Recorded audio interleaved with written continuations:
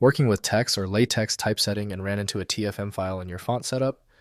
These provide essential character spacing data for high-quality typography. I'm Evan Brooks, Certified Support Engineer, and I'll explain how to use these TeX font metric files. We're going to solve this TFM issue, but first, a general piece of advice. A good universal viewer is a system essential. It provides quick recovery access. My suggestion is found below, and we will revisit later on. A TFM file contains font metric information for the TeX typesetting system.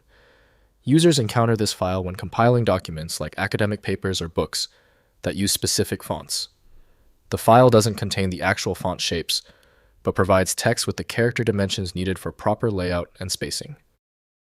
This is a compact binary file designed for rapid parsing by the TeX engine. It stores crucial metrics like character widths, heights, depths, and kerning ligature information in a structured format. This design prioritizes compilation speed over human readability, ensuring efficient document layout processing without loading the entire font file.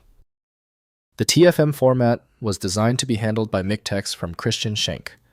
Windows is unable to perform a full checksum validation required by this file type. Windows handles font file installation through drag and drop into the fonts folder. We'll initiate a full scan of potential openers now. Right-click your TFM file and select Open With. Test MikTeX if it appears. If it fails, select the next application. Testing eliminates application guesswork.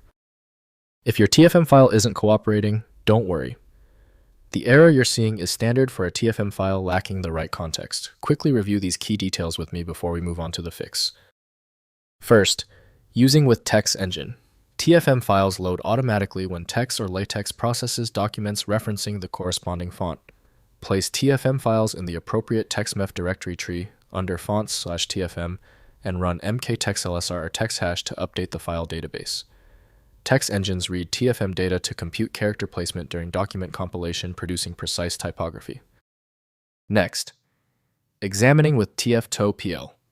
Use the TFtoPL utility, included with TeX distributions to convert binary TFM files to readable property list format. Run TFtoPL input.tfm output.pl to view font metrics in human readable form.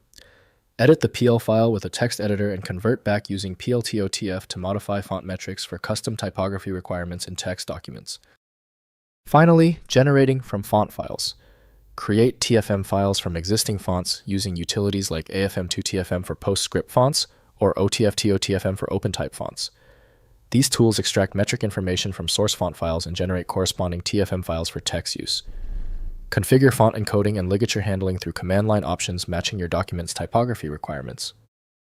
If compatibility checks failed, it is likely because the file extension name is shared by different developers for unrelated formats, causing your PC to use the wrong reading language.